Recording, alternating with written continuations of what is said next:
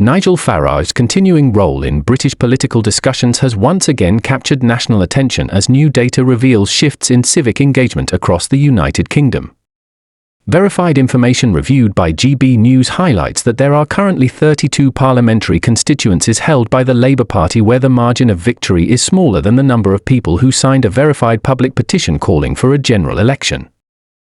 This petition, started by citizen campaigner Nicola Cree, has received more than 810,000 verified signatures so far, signalling a strong level of lawful and democratic participation among members of the public. Although this total is lower than another petition earlier in the year that reached about 3 million signatures, it still demonstrates widespread public engagement within the UK's political framework. The petition's growing support reflects how more citizens are choosing to participate in the political process through legal and peaceful means. It shows how people across the country continue to value transparency, accountability, and open debate in shaping the future direction of the nation. The UK Parliament's petition system allows citizens to raise issues of national interest and encourage public discussion on matters that affect everyday life. This particular petition, focused on the timing of the next general election, has become one of the most discussed civic efforts of recent months. The government, led by Prime Minister Keir Starmer, continues to address questions about the timing of the next general election and the broader direction of its policy agenda. While no official decision has been made about a second parliamentary debate on the petition, the growing number of signatures has drawn attention to several constituencies where Labour holds relatively small majorities. Data shows that in 32 of these constituencies, the number of people who signed the petition exceeds the vote margin separating Labour MPs from their nearest challengers during the most recent election.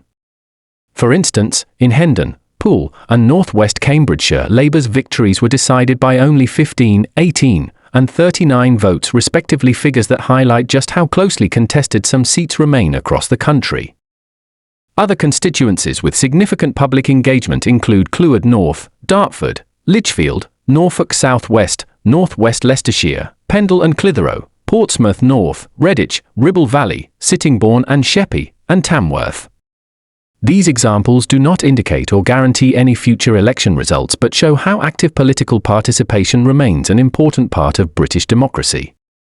Public engagement has also been noted in areas such as Aylesbury, Bracknell, Bury Street Edmonds and Stowmarket, Derbyshire Dales, Dorset South, Dunstable and Leighton Buzzard, Forest of Dean, Middlesbrough South and Cleveland East, Peterborough, Rother Valley, Somerset North, Stoke-on-Trent South, Suffolk Coastal, and Uxbridge and South Ruislip. Even in places like Birmingham Yardley, Chelsea and Fulham, Early and Woodley, and Ilford North, where the number of petition signatures was under 1,000, the total still surpassed the narrow vote margins held by Labour MPs. According to public projections from nowcasts cited by GB News, Reform UK could become competitive in 27 of these 32 constituencies if current patterns of voter interest remain steady. Meanwhile, the Conservative Party could also see opportunities to strengthen its position in various areas, depending on campaign efforts and public sentiment in the months ahead. The petition's momentum has also drawn formal attention from Parliament after surpassing the 100,000 signature threshold required for official consideration of a Westminster Hall debate. This means that the matter is now eligible for potential discussion by members of Parliament, subject to scheduling by the Petitions Committee. Reform UK MP Sarah Pochin commented that the petition's success highlights the public's strong desire to participate in democratic processes through legitimate and transparent means. Similarly, Shadow Armed Forces Minister Mark Francois stated that this petition's popularity demonstrates a healthy level of civic engagement and shows that British democracy continues to encourage participation from citizens of all backgrounds. Former Culture Secretary Sir John Whittingdale offered clarification about the UK's constitutional process for calling a general election. He explained that only the Prime Minister has the authority to request the Sovereign to dissolve Parliament, thereby initiating a general election.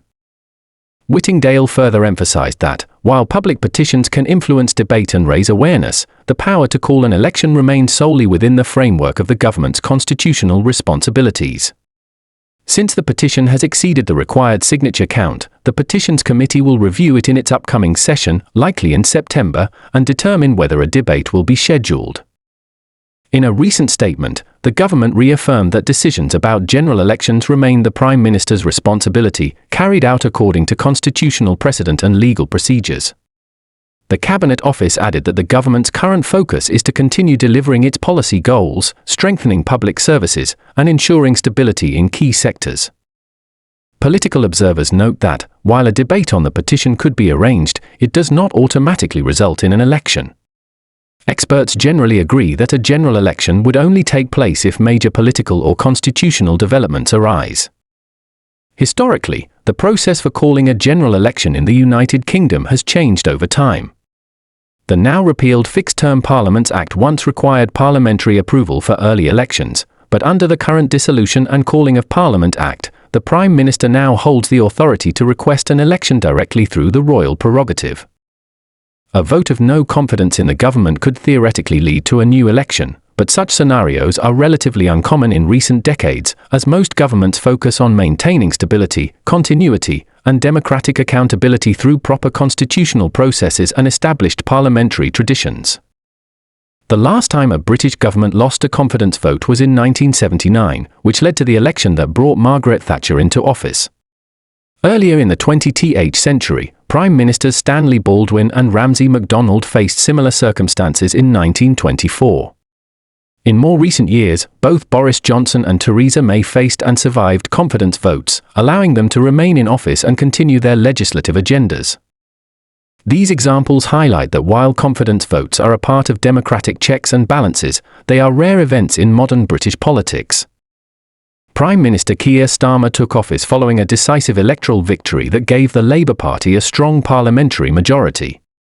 Since then, his government has continued to navigate complex policy issues and ongoing political discussions. Reports in recent weeks have mentioned internal debates within Labour regarding spending priorities, though these were routine policy discussions rather than signs of division. Analysts emphasize that such debates are a normal part of the democratic process and reflect the diversity of opinion within political parties. In conclusion, while the petition for a general election has captured considerable public attention and participation, it does not automatically trigger an election under UK law. The power to call a general election remains with the Prime Minister and must follow constitutional and legal steps. Nonetheless, the widespread participation in this petition reflects a strong commitment to civic responsibility, transparency, and democratic engagement. It demonstrates that British citizens remain deeply involved in shaping national discussions through lawful, peaceful, and constructive means. What are your thoughts on these developments? Let us know in the comments. To stay updated on the latest developments, don't forget to like this video, subscribe to my channel and turn on notifications.